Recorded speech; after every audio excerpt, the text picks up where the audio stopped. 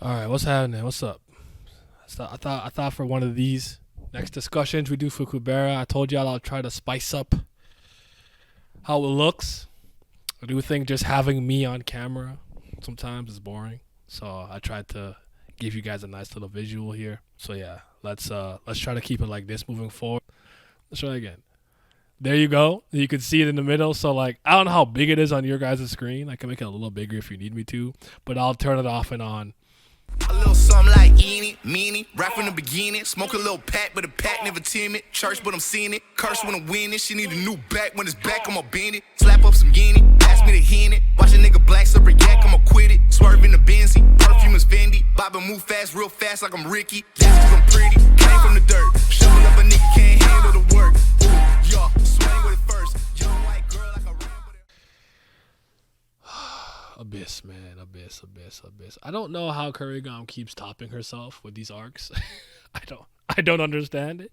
It doesn't make sense to me, cause I truly thought Anata was gonna be hard to top with the way that ended. Like when he really said like it's crazy because it's not even a crazy concept, but you just don't think about it that way, especially if you're someone who cheers for the underdog, or maybe you don't look at hierarchies a certain way. But it's like, what made you think the instinct to survive was something only that the weak had? And I said, yo, even the strongest of the strongest have the instinct to survive. So it was just an amazing, like, how you gonna top this? And then she's like, you must not know about me. And I'm like, I apologize for doubting. I know better, Kurigam. So, but yeah, you're good. Hope you're doing well. BRB, all right. But yeah, so let's talk about Abyss a little bit, cause a 17, then we'll hop into 18. But man, absolute masterclass. So let me put my little thingamajig on the screen here. So we got it here. So we kind of start with Tatia. Tatia, did I say that right? Anyways, they're kind of talking with Ryan here a bit, and what I like about this moment is like Tatia kind of lets on that there's more that she knows about Rand that kind of that they know about Rand that kind of meets the eye, and I especially appreciate this because then there's like this moment of gratitude where it's like it extends beyond necessarily what I think and how I feel about you, but mostly how like Yaksha, like our king. I did not mean to rectangular that. Hold on. How they saw you and how you kind of brought back like joy and happiness and Yaksha's life, in the sense that I think there's a line here that says he started to kind of change for the better in a different way. I'm gonna have to read it one more time, but I just thought it was a good moment because Yaksha, in my opinion, has a similar role to Saha. I don't know if you guys see it the way that I see it. I could be wrong, but anyways, Yaksha's name's attachment to life until his very end. We talking about young life ago. What he said earlier, wasn't there through us? He said that you were the existence who gave him something to look forward to and enjoy in this life without any drive or motivation. The reason that I say that Yaksha and Saha have a similar role to me is I believe that they're two characters who hold a position of great importance, like just like being like the magic priest and being the first king of a clan. I think those are two titles that are a big deal. So there's overlap there. Secondly, I think in terms of how we've seen them, they were a brief flicker in the wind, so to speak. Like, it's possible through backstories and retroactive exploration of the past, we get to see a lot more of Saha and Yaksha. I'm not throwing it off the table, especially since we know the like conjunct backstories and bilateral like flashbacks. Kurigam likes to explore her history by having the present day characters be in the past. So I wouldn't put it past us getting more stuff on Saha and Yaksha in that sense. But they're like a flickering flame in the wind that I would say that they were there for a little bit, an arc so to speak, but their impact was monumental. Like I think Saha's kind of, what's the word I'm looking for? I don't know. I don't know what I'm looking for, but like, yo, yeah, Yasha is out here doing some crazy stuff. That's like not okay. And we need to throw her behind bars and put her through like the legal process. And just like he was strong, Surya, the light, and then the way that he went out was so tragic. His ties to Lorraine, the way Lorraine saw Asha, and how it all interconnects. You're like, he was here briefly, but his impact on the series is everlasting. It goes beyond his arc to this day, where I'm like, I will never downplay how important Saha was for the time being. Wanted to see Yaksha with Hinata more. Don't knock the possibility. It could still happen. But Yaksha is also a being like this. We know a lot, maybe a lot more about Yaksha through the clans being the different kings, and maybe a little bit through Ran and some other stuff. But Yaksha too appeared for a brief moment, and I would argue was one of the only Soras we saw from top to bottom that just seemed like a genuine good being. I use the word being purposefully here because I'm not always entirely sure what to call them, because they could just change genders, and sometimes when they're a different gender, they have an access or they seal off with transcendental and whatnot. So though we only see Yaksha as a dude, I just use being as an all encompassing term. But Yaksha wasn't there that long. Ran got the heart. We saw the stuff with Grandpa Hanuman, and then how it extends to what's happening now. That impact is still lasting, and there's still moments here where Ran is recalling certain things related to the first king of the Yaksha clan. So, small, brief moments in this webtoon, so to speak, but their impact absolutely doesn't stop there. So,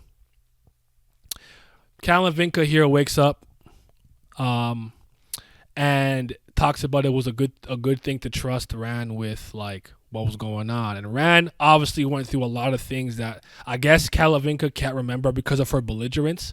So maybe the belligerence of, like, not having your full sanity. She doesn't remember everything that happened, but she just understood that he was at the very least able to get the collar back on her. I think that's important and significant. A little comedic moment here that I like, because, like, he basically said what I just said about carefree, not knowing anything. Like, do you know what I just went through? Like, yo, don't leave that shit to me again. I'm not dealing with that again, right? And after the ashes of the beginning, the blessing, sometimes calamity, otherwise known as vigor. I don't know what theories you guys have in your head of what exactly this collective of, like, inner power, or this collective of, like, beings, or the concept, if you will, us in Ran speaking to him. I don't know what theories you guys have, but if you have any, I'd love to hear it. But I really like this moment here. Just leave it to you. You can use the same. You can keep the usage of your lifespan at a minimum. We will help you with the rest. Trust us, you have to protect your family in the real universe. The gods don't care about your family like you do, who will protect them. In that terrible future, oh, it's not even on screen, my bad. That terrible future you saw, where you kind of see right here, like, do you want it to become a reality? Why are you struggling with this? Don't pretend that you don't know this. They can only believe in you. You believe us. You believe us. And then like, it started to get to him, like, he's, like, lashing out, like, shut up. And I think Kalavinka's like, okay, goddamn, my bad. Like, I don't know what you went through, but all right, I'll let it go. But it's like, he's not talking to you. He's talking to himself, so to speak, in his inner world. What's up, Miles? Oh my God, some backup. What's up? But yeah, it's really I good. got some beef with you, bro. What did I do? Talking about no one reads it weekly. I got no one here. All right. No, you know what? That's fair. My bad. but I said consistently. There was a couple of times you had to go read it, or once or twice I remember. But True. no. But that's fair. That's on me. That was an emotional. Are you on 17? That was an emotional tweet. Let me rock. I read this chapter today for 18, and I was like, I had no one to bounce ideas off. I was just upset. That's no one's fault. But yeah, 17 right now. Okay. I'll go back up a little bit just to get your thoughts, and then if you remember anything on 17, I'm trying a different layout here. I'll find a sexier way to show the webtoon when I need to look at it, though. But for now, here's this big ugly box in the middle. But I was speaking about, like, did you? I don't remember if we spoke about this. Did you have any theories or ideas of what exactly was speaking to Ran when it said we're the ashes at the beginning of the universe? We are calamity, we are disaster, we are miracles. We're also known as vigor. Like, how did you? I don't know. I took it. I took it as dude. This is one of those things I always forget. Just info from way earlier on, and I feel like this is one of those arcs that's so dependent on things we learned in season one. Hmm. Uh, I think I took it as they're the losers from the previous universe. Okay. So I think so that's what I so that would still make them took it the as. beginnings of this universe or the ashes Yes, of another one. That's not okay. because Okay. the way I took it is kind of like because we still don't know the parameters on which like what happens to everything. This may be going into more of a physics route or science. Nothing can be created and destroyed. Everything's just transferred. Okay. So I took it as like the fate for those that lose is then you're now kind of you're then used as a basis to help create and form the new world. And it's one of those weird things because I feel like we know a lot about sins, but at Hmm. the same time we don't know anything about it. And they kind of I feel like take on that like that form of sins a little bit too. So I feel like there might be a connection, but I took it as they're just the losers of the previous universe. Okay. I took it as the beings that were grinded by the gods in the beginning to sustain the universe, mainly ancient humans. So, do you guys I guess one thing I want to say, well, ask both of you, anyone in the chat, is do you see them as a legitimate source of power? Yes, Okay, I like you think could they draw are. power from them for sure. Like they're not some fake battery thing. Like he didn't. Rand's not drawing on some weird inner thing. Like he is legitimately feeding off of them and using their energy. That's how he was able to walk through the white fire. Yes, Okay, okay, I think them being actual vigor and them being the power source of like what vigor is probably very accurate. But that kind of goes into when we get into 18 why I brought up the sense thing. But we can get to that when we get to that. okay. Unless you want me to just say it right now. No, no, no. We'll get to it. We'll get to it. Okay. Just don't forget. But is there anything with the beginning with Tatia? Earlier I was speaking about I see Yaksha's role and Saha's role is a little bit similar in the sense that they're characters with great importance the moment you hear the name and you see what title they hold as, like, Right.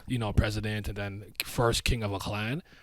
I would argue that I said we could explore them more through backstories and whatnot because that's a possibility. We can see more of them. So it's not to say that everything we've seen is everything that we will see of them, but I would say their moment in the story was fleeting, but their impact was great. That's kind of how I see both of them. If that makes sense. Yes, I agree. Okay. And this is a random one-off question. Kasaha's a quarter. Do we know what he's from? We might. I mean, let me just check. I don't remember if they tell us, but yeah. What's how? Being light, I kind of want to say he's a yaksha because aren't yakshas light? Hmm. But It says unknown heritage, so we don't know. This is okay. sorry. Yeah, we don't know for sure yet. Unknown heritage.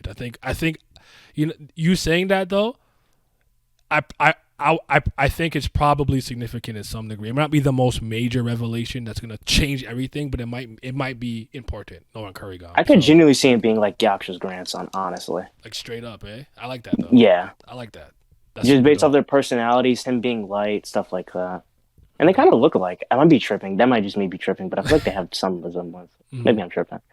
Yeah, I was just saying that I like the moment with Tatia basically saying thank you for being Yakshin's attachment to life until his very end. That your existence was something that made him look forward to life and enjoy it with the one life that who gave him something to look forward to and joy in this life without any drive or motivation. Like I thought that was like touching. Like you see how much Yes. reverence they have for their past, for their long king. Then basically that's when you came in. I was talking about the Callan Vinca and Rand stuff where she's like, "Why are you crying?" And he's like, "Bro, you have no idea what I just went through. Just don't ask me to put that damn collar on you again." And then I got to the part where like the vigor was talking to him, so telling him not to get to that feature. Do you think they're manipulating him though, or do you think they're legitimately a force that's on Rand's Yes, for side? sure. Okay, yes, they're manipulating him, or I think they're they're manipulating. That goes in my the thing from 18. I think it's like what's the saying? The best lies are the ones that like actually have truth to them. mhm, So it's like I think by giving that certain like hardcore truth of we can grant you power, we're called vigor, which is something that he actually desperately needs because that's his literal power source, and if he doesn't have it, he dies. And he's kind of like one of the strongest people that could like protect his planet now. mhm. It is something that he actually needs. But I do think they have an ulterior motive for sure, especially if whether it's like the guy in the chat says whether they were ancient humans or those from the previous universes, they definitely don't have a positive view on those that do exist. So they definitely probably have some ulterior motive of getting revenge in some sort of fashion. I Okay. would believe. No, that's totally no. That makes sense to me. That's fair. I was just trying to discern that myself because I'm like, there's a part of me that's basically like, I obviously don't trust them, and I never would. But is it weird that I don't think they're anti-Rand? Even if that just means they won't turn against him because to whatever goal they want, they need him. Yes, I I think don't that's fair. I don't Actually, think they're going to like attack him or feed off of him or something like that. I guess is what I'm saying. But I don't think they're I like yeah, totally team Sairafi, like if that makes sense. I could see it as like maybe their intention could negatively impact him, but it's more of a byproduct, not them actively going to harm him. You know what I mean? Okay. Like if that's like one of their things of like we want to kill the ancient god, like all the like supreme gods, right? But killing the supreme gods ruins the universe. Rand dying of that would be a byproduct, but it's like they're going other ways. Like, yeah, Rand, we're going to harm you after you help or use us. Yeah, I think I agree with you on that. Okay. All right. That's what's up. I do like this one moment where like Calavinka's kind of like, please don't leave me behind. It's been so long since I met anyone I could talk to properly. Mm-hmm. It's just one of those moments where it's like it kind of reminds me of Maruna's like he's still talking, like they're walking through the like the timeless zone. Everyone to call it in that space. Like he's still going. Shut up, human. Shut up. Like it was just kind of I thought it was just a weird way they put it on his head. And then Rand's like, ugh. Anyways, he wants to organize his thoughts. She takes a look at a portal opening or cracking, and then she flies towards it, sees a feather, and in it she sees Akasha give a menacing smile, and then it closes. And I was just like, dang.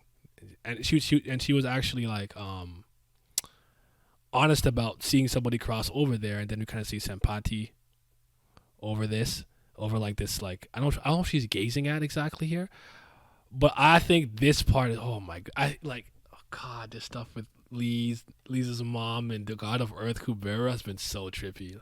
I don't know what connections anyone has made or been making, but we gotta talk about the god of Earth popping up. It's like oh no, please go back with her. This can't happen. Go back, Kubera. Go to the village. You can't stay here. But it's dangerous. There was monsters. The princess got bullied. Talking about Brilith. It's like take the child and go back. She's like, why should I listen to your instructions? It was a child who summoned me after all. So she has the grounds to make requests of me, but you don't. And she's like, what a thing to say.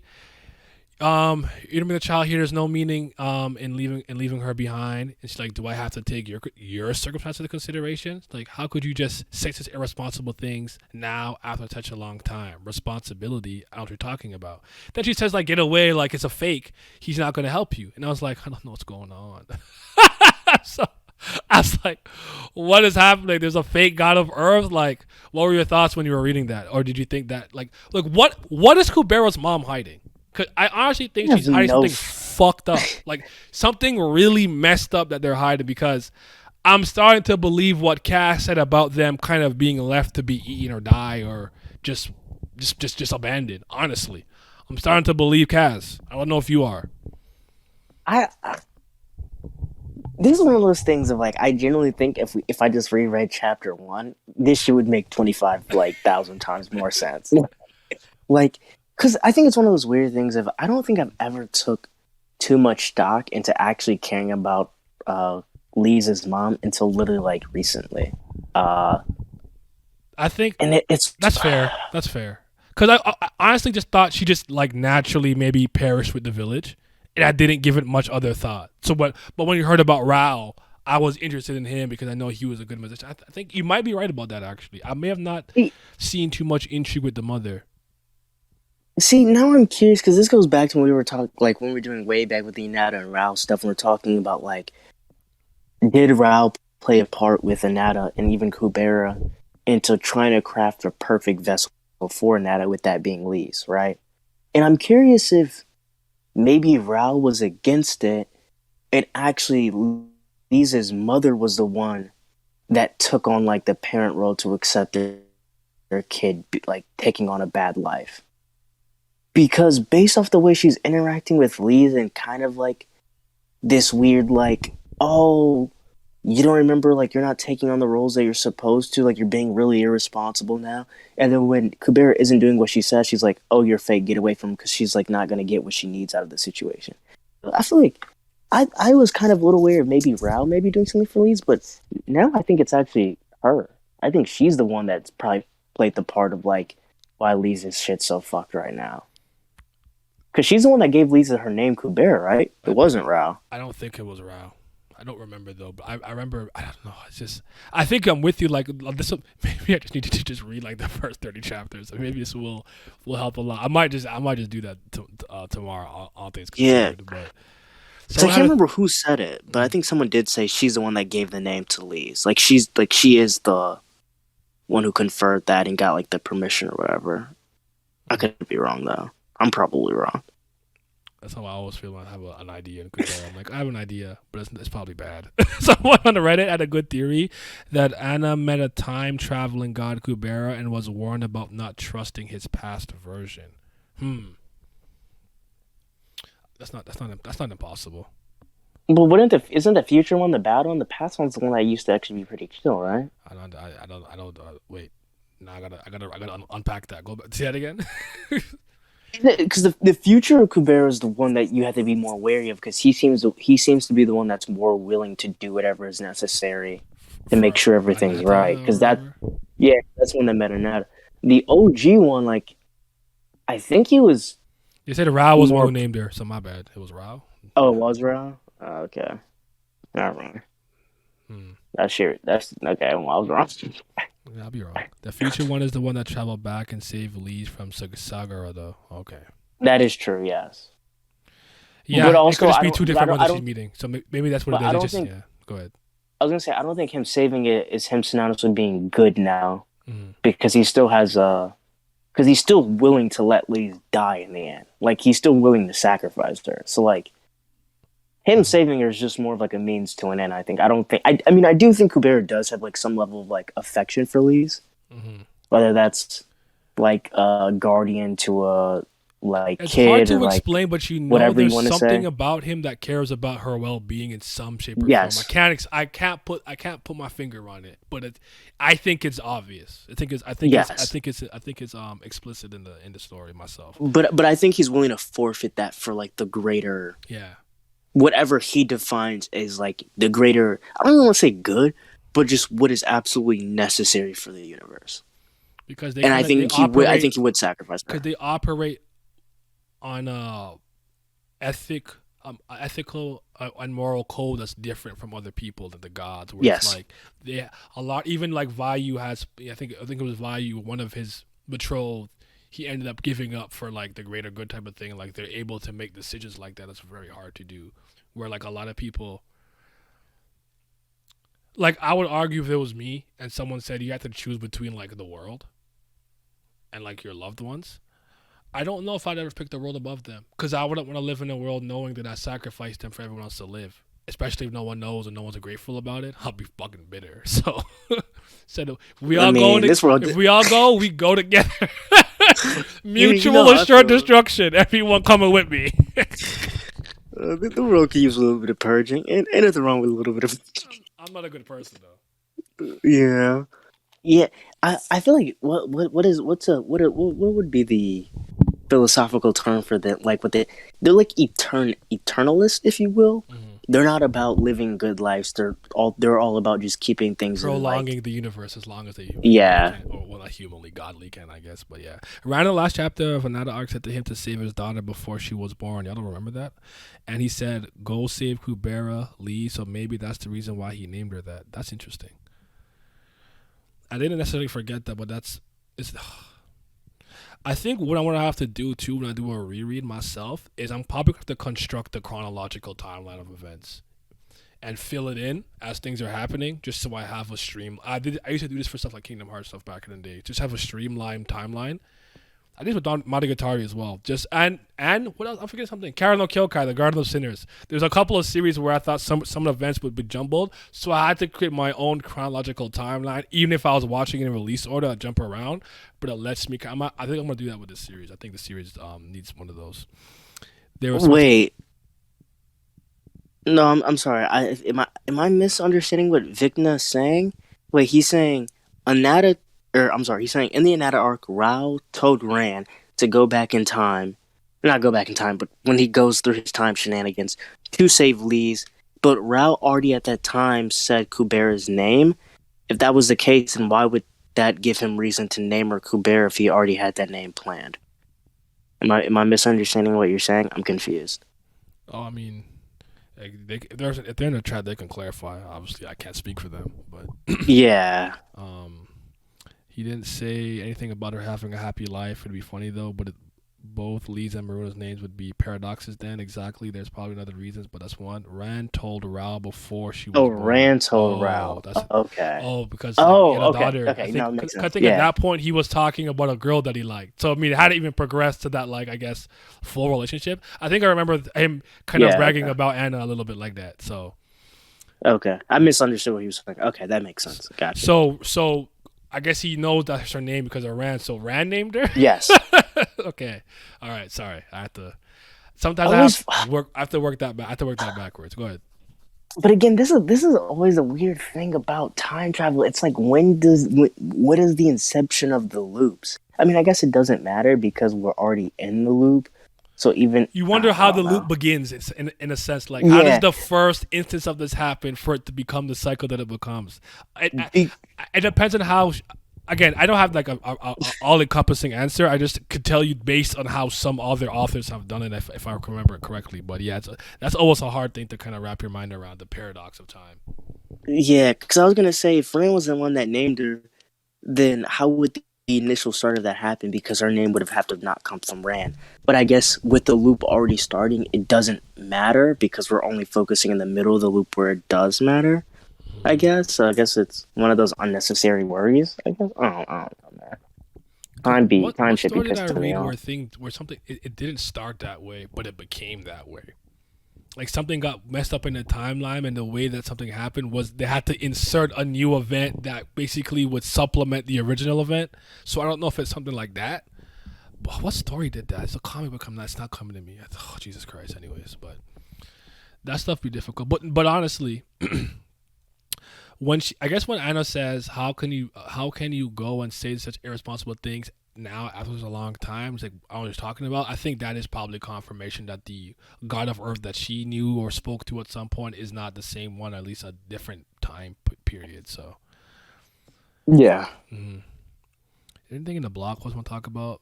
The reason for Tatia's differences are high between the flashback with Hanuman and the flashback with Yaksha is because the scene with Yaksha is at a later time. Some people are guessing that Tatia is a Nastica because of this, lol.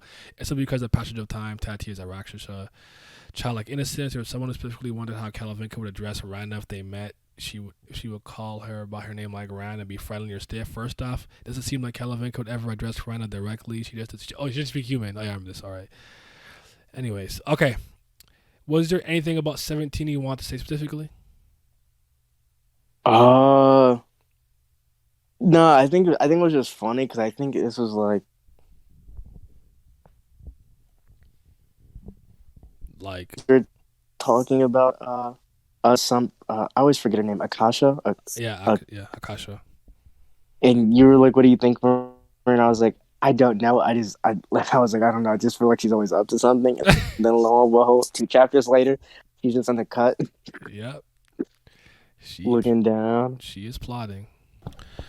I apologize for this impromptu, really weird Patreon screen, but the month is almost over, and I really don't want to make a new one just for it to change in a couple of days. So just give me like 2 videos for it to look ghetto like this, and then we'll be right back with the original Patreon page. But shout out to everybody that's been supporting me from all 3 tiers.